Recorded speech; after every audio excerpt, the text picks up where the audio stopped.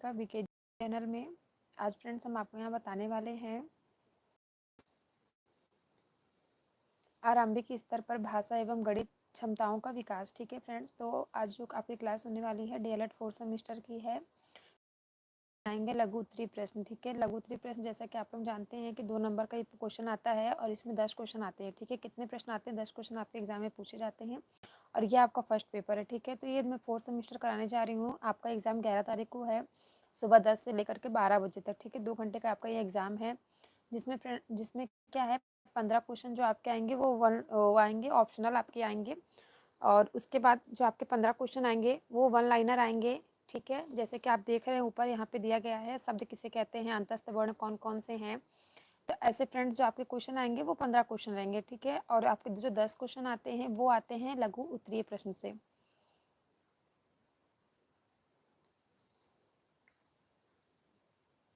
ठीक है, और सभी जो प्रश्न आते हैं वो आपके आते हैं कैसे, लघु उत्तरीय प्रश्न से आते हैं, जो आपको 2 नंबर में लिखना रहता है। ठीक है, तो आप लोग देखिए जो पहला क्वेश्चन क्या है, सम तथा विषम संख्याओं में उदाहरण सहित अंतर स्पष्ट कीजिए। तो देखिए जो सम संख्याएं किसे कहते हैं, सम संख्याओं की अगर हम बात करें तो कोई भी संख्या जो 2 से विभाज्य हो सम संख्याएं कहलाती हैं। जैसे कि वे संख्याएं जिन्हें दो भागों या समूहों में विभाजित किया जा सकता है और वह क्या कहलाती हैं, वो सम संख्या कहलाती हैं। ठीक है, तो देखिए समूह में विभाजित किया जा सकता है वो सम संख्याएं कहलाती हैं, जैसे 2, 4, 6, 8 ये सब हो गई। ठीक है, तो नेक्स्ट क्वेश्चन है आपका, किसी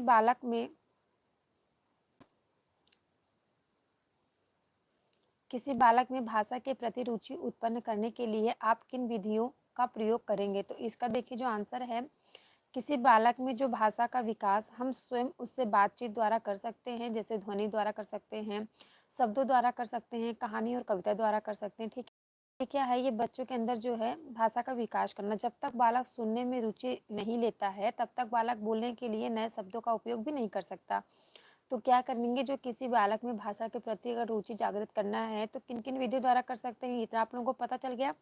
उनसे ध्वनि के द्वारा, शब्दों द्वारा और उनसे कहानी कविता के माध्यम से क्या होगा, बच्चों से उनकी जो भाषा है उसको जागृत कर सकते हैं। ठीक है, नेक्स्ट क्वेश्चन है, चित्रलिपि के लाभ लिखिए। तो चित्रलिपि क्या है, चित्रलिपि की अगर हम बात करें, ये भी क्वेश्चन आपका 2021 में पूछा गया है, इंपॉर्टेंट है आपके एग्जाम के लिए।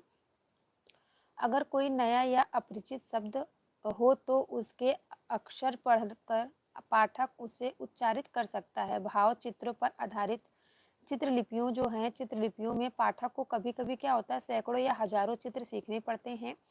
जैसे चीनी भाषा सीखने में के लिए यह जरूरी है कि चित्रलिपियों एक बड़ा लाभ है। ठीक है, चित्रलिपियों का क्या है, एक बड़ा लाभ है।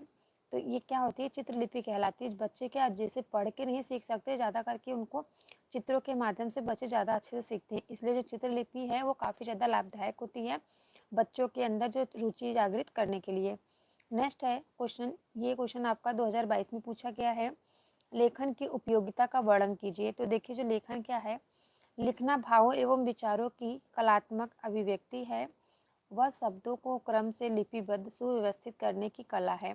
भावों एवं विचारों की कलात्मक अभिव्यक्ति जब लिखित रूप में होती है तो उसे लेखन की उपयोगिता कहते हैं। ठीक है, उसे क्या कहते हैं, लेखन की उपयोगिता कहते हैं। नेक्स्ट क्वेश्चन है 5वां क्वेश्चन 2022 में फ्रेंड्स पूछा गया है। तो ये क्वेश्चन है, 48 अमरूद हैं, 6 बच्चों में बराबर बराबर क्या करना है, बांटना है। अगर बच्चों की कितने अमरूद मिलेंगे, तो देखिए कितने 48 अमरूद और 6 बच्चे हैं, तो 6 बच्चों में से क्या करेंगे, अमरूदों में से जो है भाग दे देंगे। 6 बच्चों में से 48 अमरूद का भाग देंगे तो 6 अमरूद आ जाएंगे, तो 6 बच्चों को 6 अमरूद मिलेंगे। ठीक है, तो प्रत्येक बच्चों को कितने अमरूद मिले, 6 अमरूद मिले। ठीक है, ये आपका आंसर आ गया।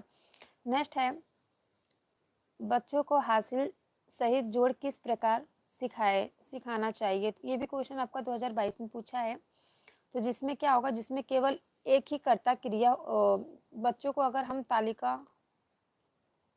सॉरी फ्रेंड्स, देखिए जो आपका 6 नंबर क्वेश्चन है 2022 में पूछा है, बच्चों को हासिल सहित जोड़ किस प्रकार सिखाना चाहिए। तो देखिए जो बच्चों को हम तीलियों और बंडल के माध्यम से क्या करेंगे, उनको जोड़ करना सिखाएंगे। जैसे आप लोग देखते होंगे पहले जब हम लोग छोटे थे तो टीचर्स हम लोग को कैसे बताते थे, लाइन खींच खींच के बताते थे, या फिर उंगलियों पे गिनती करके बताते थे, या फिर तीलियों के बंडल से बच्चों को क्या करना, पहले गिनती सिखा के फिर उसको बंडल दे के उसके माध्यम से क्या करेंगे, जोड़ सिखाएंगे। ठीक है, ये क्वेश्चन आपका 2022 में पूछा गया है। नेक्स्ट है सरल वाक्य से क्या तात्पर्य है। ये क्वेश्चन आपका 2022 में पूछा गया है। सरल वाक्य किसे कहते हैं, सरल वाक्य से क्या तात्पर्य है, तो जिसमें केवल एक ही कर्ता क्रिया होता है या एक ही उद्देश्य होता है तो इसे सरल वाक्य कहते हैं। जैसे राम पुस्तक पढ़ता है। ठीक है, तो ये क्या है, सरल वाक्य कहलाता है। नेक्स्ट है पठन किसे कहते हैं। नेक्स्ट क्वेश्चन क्या है, पठन किसे कहते हैं। तो पठन क्या है फ्रेंड्स, स्पष्ट कीजिए। तो पठन अंग्रेजी शब्द का क्या है, रीडिंग का हिंदी रूपांतरण है। पठन का शाब्दिक अर्थ है पढ़ना। संस्कृत के पठ धातु में श्रद्ध प्रत्यय जोड़कर पठन शब्द बनता है। भाषी कौशल के क्रम में पठन तीसरे क्रम पर आता है। भाषाई कौशल है सुबोपाली अर्थात सुनना, बोलना, पढ़ना तथा लिखना। ठीक है, नेक्स्ट है किसी भाषा के लिखित अंश का उच्चारण करना पठन कहलाता है। डिस्टेंस के अनुसार पठन लेखन द्वारा उद्दिष्ट सुलिखित सुवर्णित प्रतीकों को किसी के अनुभव की विधि से उनको संबंधित करके सार्थकता देने की प्रक्रिया है। इसको ही क्या कहेंगे, पठन कहा जाता है। पठन क्या है, सुंदर सुंदर लिखित अंश का उच्चारण करना ही पठन कहलाता है। नेक्स्ट है लेखन क्या है। लेखन क्या है, स्पष्ट कीजिए। तो देखिए आपने पढ़ा जो संस्कृत जो पठन है, पठन क्या है, पठ जो है वो संस्कृत के पठ धातु से लिया गया है। और भाषाई कौशल के क्रम में क्या करना है, पठन जो है तीसरे क्रम पर आता है। और भाषाई कौशल जो है सुबोली सुपली अर्थात सुनना, बोलना, पढ़ना तथा लिखने पर ही आधारित है। ठीक है, तो इसी प्रकार फ्रेंड्स हम लोग क्या बात करेंगे, लेखन के बारे में हम लोग बात करें। लेखन क्या है, इसको स्पष्ट करना है। तो लेखन जो है अंग्रेजी शब्द राइटिंग का हिंदी रूपांतरित है। लेखन शब्द का जो अर्थ है, शाब्दिक अर्थ लिखना है। और भाषाई कौशल सुबोली का चौथा क्रम लिखना है। जो कुछ हम बोलते हैं उसे प्रतीकों यानी अक्षरों के रूप में व्यक्त करना ही लेखन कहलाता है। उच्चारित ध्वनियों को प्रतीक अक्षरों में के माध्यम से व्यक्त करना ही लिखना अर्थात लेखन कहलाता है। तो आप सभी को समझ में आया पठन क्या हुआ, पठन को आपने समझ लिया। पठन क्या होता है, जो पठ धातु से लिया जाता है। पढ़ने को रीडिंग से पठन हो गया, और राइटिंग से लिखने से या फिर अक्षरों को जानने से, उनको लिखने से, उनको उच्चारित को, ध्वनियों को, प्रतीकों को अक्षर के माध्यम से व्यक्त करना ही लिखना कहलाता है। ठीक है, अब फ्रेंड्स नेक्स्ट क्वेश्चन है। नेक्स्ट क्वेश्चन की हम लोग बात करेंगे। नेक्स्ट है पठन का महत्व बताइए। नेक्स्ट क्या है, पठन का महत्व बताइए। तो इंपॉर्टेंस ऑफ रीडिंग के बारे में बात करेंगे। तो पठन में बच्चों की जो शुद्ध उच्चारण क्षमता होती है। पठन से बच्चों में जो है बौद्धिक विकास होता है। नेक्स्ट थर्ड है पठन में से बच्चों के शब्द भंडार में वृद्धि होती है। और पठन से क्या होता है, पठन से बोलने एवं भाषण करने में बच्चे परंपरागत होते हैं। नेक्स्ट है लगातार पठन से बच्चों में जो है प्रवाह पूर्व विधि से पढ़ने की क्षमता उत्पन्न होती है। नेक्स्ट है पठन से बच्चों में नवीन बातें विचारों का समावेश होता है। ठीक है, नेक्स्ट है पठन से क्या होता है, उच्चारण के लिए बालाघात का अभ्यास हो जाता है। तो फ्रेंड्स आप लोग जान गए, क्या क्या जाने हैं आप लोग, जान गए लेखन जान गए एंड पठन का महत्व जान गए। अब हम बात करेंगे लेखन का क्या महत्व है, लेखन के महत्व को समझाइए। तो ठीक है, तो ये क्वेश्चन जो है इम्पॉर्टेंट है। तो देखिए हम लोग लेखन के महत्व की बात करेंगे। तो लेखन से बच्चों की जो अक्षर है बनावट में सुधार होता है, जिससे बच्चे सुंदर हस्तलिखित में लिखना सीख जाते हैं। बच्चों क्या कहते हैं, छोटे क्लास में जो बच्चे होते हैं तो उनको सुलेख दिया जाता है ना। सुलेख का मतलब क्या होता है, सुंदर सुंदर लेख को ही सुलेख कहा जाता है। ठीक है, तो लेखन से बच्चों की जो अक्षर है उसकी बनावट में सुधार होगा, बच्चे सुंदर हस्तलिपि में। और लेखन से बच्चों में जो बौद्धिक विकास होता है, लेखन से बच्चों भंडार में वृद्धि होती है। और लेखन से क्या होगा, बच्चों में मात्रात्मक जो त्रुटियां होती हैं कम अथवा समाप्त हो जाती हैं। और लेखन से बच्चों की जो भाषा है उसमें एक रूपता आती है। और जब क्या होता है, जब जब बच्चे किसी विषय वस्तु को लिखते हुए क्या करेंगे, लिखते हुए पढ़ते हैं तो वो उनकी जो विषय वस्तु है जल्दी से बच्चों सीख जाते हैं। और लेखन से बच्चों को अपने देश की संस्कृति तथा सामाजिक विरासत का ज्ञान हो जाता है। ठीक है, तो आप लोगों को समझ में आया जो लेखन का क्या क्या महत्व हुआ। नेक्स्ट अब हम बात करेंगे अब किस पे बात करेंगे, जो आरंभिक स्तर पर भाषा शिक्षण का क्या उद्देश्य है। तो देखिए जो इसके भाषा शिक्षण का क्या उद्देश्य, बच्चों को अक्षर ज्ञान कराना, बच्चों को अक्षर बनाना सिखाना, शुद्ध पढ़ना एवं लिखना बताना, व्याकरण का ज्ञान कराना, बच्चों में शुद्ध मात्रा लगाते हुए लिखने तथा पढ़ने की क्षमता का विकास करना, ये सभी किसके अंतर्गत आ रहा है? ये सभी आरंभिक स्तर या भाषा शिक्षण के उद्देश्य के अंतर्गत आता है। धारा प्रवाह मतलब लिखना एवं पढ़ना सिखाना बच्चों को, बच्चों में शुद्ध शब्द भंडार में वृद्धि करना, बच्चों में गद्य एवं पद को समुचित रूप से पढ़ने की क्षमता का विकास करना, ये सभी किसके अंदर आ रहा है? ये सभी आरंभिक स्तर पर भाषा शिक्षण का उद्देश्य है। ठीक है, अब नेक्स्ट आरंभिक स्तर पर बच्चों को लेखन क्षमता में विकास कैसे करेंगे? अगर बच्चों को क्या करना है, आरंभिक स्तर पर बच्चों को लेखन क्षमता में विकास करना है तो कैसे किया जाएगा? तो देखिए जो इसका आंसर है, आरंभिक स्तर पर बच्चों की लेखन क्षमता का विकास। जब बच्चे क्या होंगे, आरंभिक का मतलब आप लोग समझ रहे हैं, जब बच्चे स्टार्टिंग में स्कूल जाना सीखते हैं, छोटी क्लास में जब बच्चे होते हैं तब की बात की जा रही है। ठीक है, तो आरंभिक स्तर पर बच्चों में क्या होगा, लेखन क्षमता का विकास करने के लिए निम्नलिखित उपाय किए जाते हैं। जैसे कि पहला उपाय है, सर्वप्रथम बच्चों को गोली बनाना बताना चाहिए। पहले बच्चों को बताया था ना, गोल गोल बनाना बच्चों को बताया जाता है, जीरो बनाना।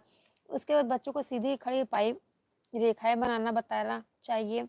फिर खड़ी रेखाओं के बाद बच्चे को पड़ी हुई रेखा, आड़ी रेखा, तिरछी रेखा खींचना बच्चों को बताना है। ठीक है, उसके बाद क्या करना है, जो अक्षर होते हैं, अक्षर निर्माण के क्रम में सबसे पहले बच्चों को एक तरफ घुमावदार अक्षर बनाना सिखाई जाने, इसके पश्चात दो तरफ घुमावदार अक्षर बनाना सिखाया जाए। ठीक है, ये सभी किसके अंतर्गत आता है? ये सभी आता है आरंभिक स्तर पर बच्चों की लेखन क्षमता का विकास करने के अंतर्गत आता है। ठीक है, नेक्स्ट क्वेश्चन है, आरंभिक स्तर पर बच्चों को अच्छी लेखन सिखाने हेतु महात्मा गांधी जी विचार और जे मेस्की और जे मेनरी का विचार बताइए। तो देखिए इसके अनुसार जो आरंभिक स्तर है, इसके अनुसार जो महात्मा गांधी ने दिया था, क्या क्या दिया था विचार।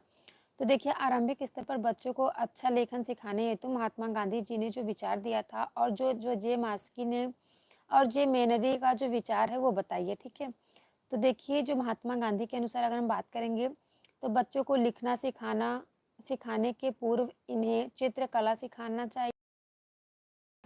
जी के अनुसार क्या हुआ, अक्षर भी एक चित्र है। क्या कहा कि जो अक्षर है वो भी एक चित्र है। और शिक्षाविदा जो जे मास्की हैं और जो जे मेनरी हैं, इनके अनुसार इन्होंने क्या बताया, इन्होंने कहा जिन वस्तुओं पर लिखने की शिक्षा प्रदान की जाए उनका क्रम निम्न प्रकार होना चाहिए। जैसे कि जमीन पर उंगली से लिखना, श्याम पट पर चाक से लिखना, स्लेट पर चाक बत्ती से और अंत में कागज पर कलम और स्याही से लिखवाना चाहिए। उन्होंने कहा जब बच्चे मतलब प्रवेश लेते हैं स्कूल में तो क्या उनको जमीन पर उंगली से लिखाना सिखाना चाहिए, श्याम पट पर बच्चों को चाक से लिखाना सिखाना चाहिए। ठीक है, तो ये सभी किसके अनुसार है, ये जे मास्की और जे मेनरी जी ने ऐसा कहा था। ठीक है, नेक्स्ट क्वेश्चन है, शुद्ध लेखन के कौन कौन से तत्व हैं, उनके नाम बताइए। तो देखिए शुद्ध लेखन की अगर हम बात करें तो शुद्ध लेखन के जो प्रमुख 5 तत्व होते हैं जो इस प्रकार है, जैसे अक्षर की बनावट, सिरों रेखाएं लगाना, अक्षर लिखने की गति, लिखने स्वच्छता, लिखने में स्पष्टता, ये सभी किसके अंतर्गत आती है, तो शुद्ध लेखन के ये प्रमुख तत्व हैं। ठीक है,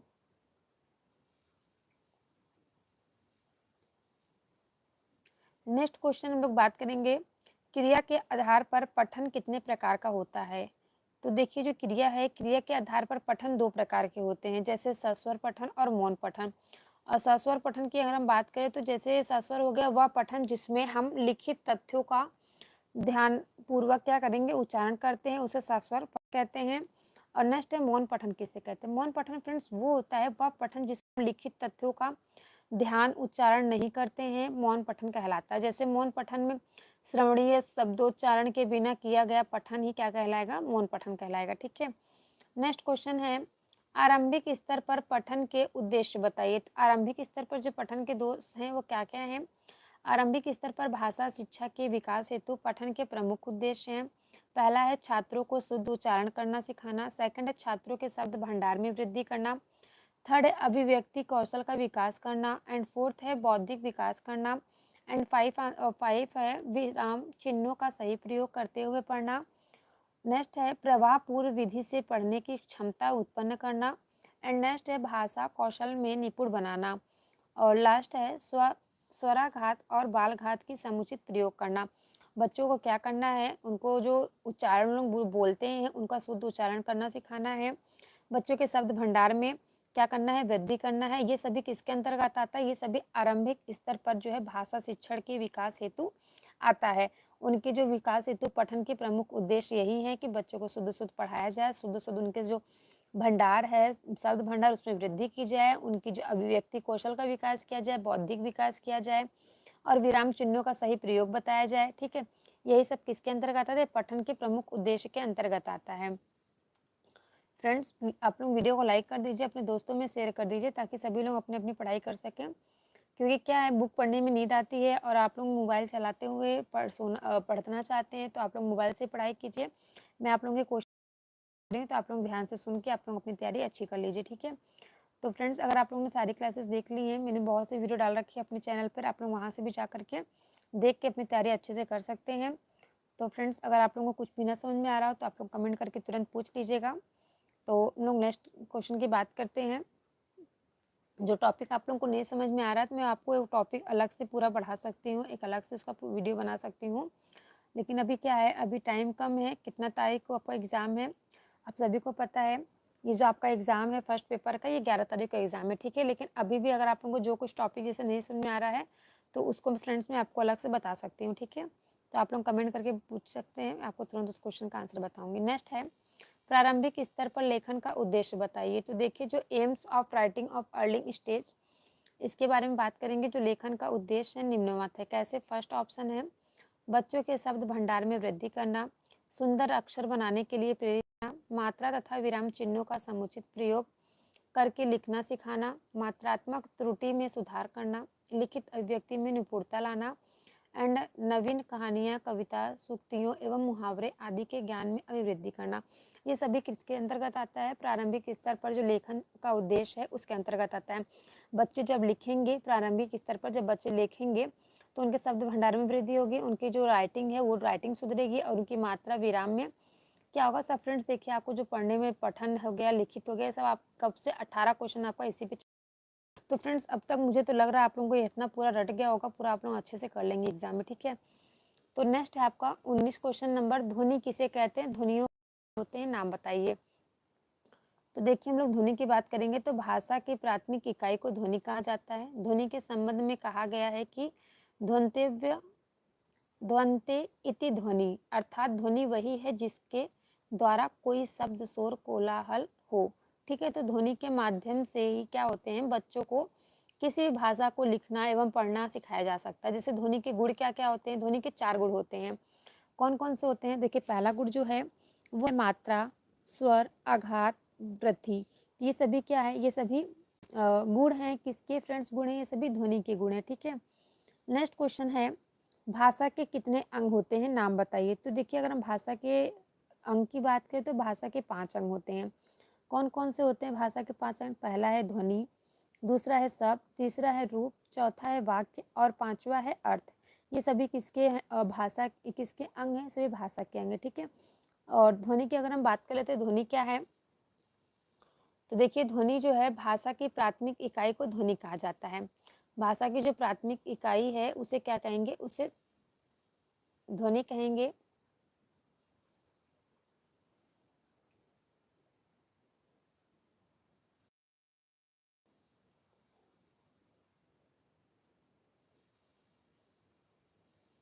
एक सेकंड फ्रेंड्स, तो सबको समझ में आ रहा है यहाँ तक ना। तो देखिए, ध्वनि की हम बात कर रहे हैं, ध्वनि किसे कहते हैं। ठीक है, ध्वनि जो है भाषा की प्राथमिक इकाई को ध्वनि कहा जाता है। जैसे फर्स्ट नेक्स्ट बात करेंगे शब्द। शब्द किसे कहते हैं, तो शब्द देखिए अक्षरों के जो अर्थपूर्ण व्याकरण सम्मत अभियंत्र को शब्द कहा जाता है। नेक्स्ट है तीसरा अंग है जो भाषा के अंग है, तीसरा रूप। रूप जो रूप को पद भी कहा जाता है। शब्द तथा धातु रूप के अर्थ युक्त तत्व को रूप कहा जाता है।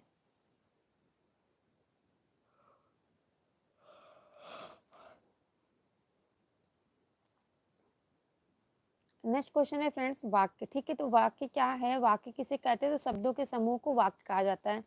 शब्दों के जो समूह होते हैं उन्हें क्या कहा जाता है, उन्हें वाक्य कहा जाता है। ठीक है, नेक्स्ट है अर्थ क्या है। भाषा के जो 5वां अंग है लास्ट, वो अर्थ है। तो अर्थ क्या है, अर्थ किसे कहते हैं, तो देखिए अर्थ किसी भी भाषिक इकाई को किसी भी इंद्रियों से ग्रहण करने पर मानसिक प्रतीत होती है, वह अर्थ कहलाती है। ठीक है, वो जो मानसिक प्रतीत होती है वो क्या कहलाती है? वो अर्थ कहलाती है। नेक्स्ट क्वेश्चन है ध्वनि कितने प्रकार की होती है? तो देखिए ध्वनि कितने प्रकार की होती है, इससे फ्रेंड्स ज़्यादा करके आपका शॉर्ट्स क्वेश्चन बनता है। ठीक है, तो ध्वनि 2 प्रकार की होती है। कौन कौन से? स्वर और व्यंजन। आपके एग्जाम में जैसे जो ऑप्शनल दिया रहता है 15 क्वेश्चन, उसमें पूछ लिया जाएगा ध्वनि कितने प्रकार की होती है। तो ऑप्शन दे दिया जाएगा, तो आप लोग बताइए किसको पता ध्वनि कितने प्रकार की होती है? 1 2 3 4 5 कितने प्रकार की होती है? आप लोग बताइए कमेंट करके। तो देखिए ध्वनि जो होती है, ध्वनि 2 प्रकार की होती है, स्वर और व्यंजन। स्वर जो होता है, स्वर किसे कहते हैं? तो जो स्वयं उच्चारित होते हों वे स्वर कहलाते हैं। जैसे स्वर का संधि विच्छेद होता है सु धन अर, यहाँ पर क्या है? गत्यार्थ है, ऋतु धातु से बना है। इसका शाब्दिक अर्थ है सुखपूर्वक। ठीक है, इसका शाब्दिक अर्थ क्या है? सुखपूर्वक गति, अर्थात जिसके उच्चारण से बाधा रहित सुविधा हो, वह स्वर है। नेक्स्ट है स्वर ध्वनि है जिनके उच्चारण में कोई अवरोध ना हो। तो स्वर किसे कहते हैं फ्रेंड्स? देखिए नीचे लिखा हुआ है आ ई उ री ए औ अंग आहा, ये सभी क्या हैं? स्वर कहलाते हैं। ठीक है, हिंदी वर्णमाला में कितने स्वर होते हैं? 11 स्वर होते हैं। स्वर के अंतर्गत आने वाले अंग तथा आहा को अयोग वाक कहा जाता है। तो देखिए फ्रेंड्स, जो आपको मैं यहाँ बता रही हूँ भाषा के भेद, ध्वनि, ये सभी जो है ना क्वेश्चन काफ़ी इंपॉर्टेंट है, क्योंकि ये जो मतलब आप लोगों को लग रहा है कि हल्के में ले लें, क्योंकि इसी से ही क्या होता है, हिंदी में काफ़ी ज़्यादा बार कोई सा भी एग्ज़ाम आप लोग उठा के देख लीजिए, चाहे यूपीएससी का हो, चाहे आपका टेट हो, चाहे सुपर टेट हो, चाहे पेट हो, चाहे आपका ये सीटेट इस टाइम चल रहा है, इसमें फ्रेंड्स इससे जो है हिंदी व्याकरण, हिंदी ग्रामर से 2-3 क्वेश्चन तो बनते ही हैं, और ध्वनि से तो पक्का क्वेश्चन बनता है। ठीक है, तो आप लोग उठा के देख लीजिएगा क्वेश्चन पेपर, आप लोगों को जरूर यहाँ से क्वेश्चन आंसर देखने को मिलेगा। ठीक है, तो देखिए हम लोग अब कहाँ पे बात कर रहे थे? हिंदी वर्णमाला में कितने स्वर होते हैं? तो 11 स्वर होते हैं। स्वर के अंतर्गत आने वाले जो अंग तथा आहा को अयोगवा कहा जाता है। ठीक है, जो अंग आहा है उसको क्या कहा जाता है? अयोगवा कहा जाता है। नेक्स्ट है व्यंजन किसे कहते हैं? तो व्यंजन देखिए वे ध्वनियाँ जिनका उच्चारण स्वर की मदद से होता है, व्यंजन कहलाते हैं। जैसे हिंदी वर्णमाला में 33 व्यंजन होते हैं। नेक्स्ट है व्यंजन का संधि विच्छेद क्या है? तो व्यंजन का देखिए संधि विच्छेद जो है वी धन अंजन है। अंजन शब्द मतलब अंज धातु से निर्मित है, जिसका अर्थ है अभिव्यक्ति। जिसका अर्थ क्या है? अभिव्यक्ति है। तो का वर्ग में पांच आते हैं, का खा गा गा, का वर्ग, चा वर्ग, टा वर्ग, ता वर्ग, पा वर्ग, अंतस्थ व्यंजन, उष्मा व्यंजन, संयुक्त व्यंजन। तो देखिए उष्मा व्यंजन जो है उसकी संख्या कितनी है? तो उष्मा व्यंजन की संख्या 4 है। सा हा। ठीक है, ये 4 जो है क्या है? उष्मा व्यंजन। उष्मा व्यंजन क्यों कहा जाता है? क्योंकि इसमें क्या है? उच्चारण से ही उष्मा उत्पन्न होती है, सा ऐसे करके। ठीक है, तो इसलिए इसको उष्मा व्यंजन कहा गया। नेक्स्ट है संयुक्त व्यंजन। तो छत्र ज्ञ जो है ये तीनों संयुक्त व्यंजन है, क्योंकि ये 2 संयुक्त स्वरों से मिलकर के बना हुआ है, तो इसलिए इसको क्या? संयुक्त व्यंजन कहा जाता है। ठीक है, अब नेक्स्ट फ्रेंड्स हम लोग बात करेंगे प्राण या वायु के आधार पर ध्वनि कितने प्रकार की होती है, स्पष्ट कीजिए। तो देखिए प्राण के आधार पर अगर हम बात करें जो ध्वनि के प्रकार कितने होते हैं, तो ध्वनि के जो प्रकार हैं 2 प्रकार के होते हैं, एक अल्प प्राण, एक महाप्राण। तो अल्प प्राण में क्या क्या आता है? तो देखिए जो प्राण का अर्थ होता है वायु, प्राण के आधार पर ध्वनि 2 प्रकार की होती हैं। पहला है अल्प प्राण, दूसरा है महाप्राण। तो देखिए अल्प प्राण की अगर हम बात करें, वे वर्ड जिनके उच्चारण में कम वायु निश्चित होती है अल्प प्राण कहलाते हैं। जैसे का, गा, छ, जा, टा, ठा, ड़ा, दा, ना, पा, बा, मा, इया, ड़ा, या, रा, ला, वा आदि, ये सभी जो हैं ये क्या कहलाते हैं? अल्प प्राण कहलाते हैं। और महाप्राण क्या कहलाते हैं? तो देख ही सकते हैं आप लोग महाप्राण क्या कहलाते हैं। ठीक है, तो नेक्स्ट है जिन अक्षरों के साथ अंग्रेजी का एच लिखा जाता है वे महाप्राण कहलाते हैं। इतना आप लोगों को समझ में आया? देखिए काफ़ी अच्छी ट्रिक है कि जिन अक्षरों के साथ अंग्रेजी में एच लिखा आता है वो क्या कहलाते हैं? वो महाप्राण कहलाते हैं। और जो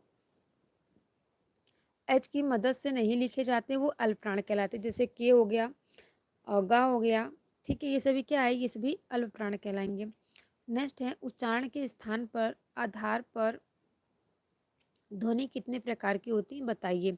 तो देखिए फ्रेंड्स, यहाँ पे अगर हम बात करें कि उच्चारण के आधार पर ध्वनियों के प्रकार, तो उच्चारण के आधार पर जो है ध्वनियों के प्रकार 7 प्रकार के होते हैं। ठीक है, तो फ्रेंड्स यहाँ से जो क्लास है वो कल आपकी चलेगी। आप सभी क्लास कैसी लगी कमेंट करके ज़रूर बताइएगा, और हम मिलते हैं आपसे नेक्स्ट वीडियो में। वीडियो अच्छी लगी हो तो प्लीज़ आप सभी लोग लाइक शेयर सब्सक्राइब जरूर कीजिएगा।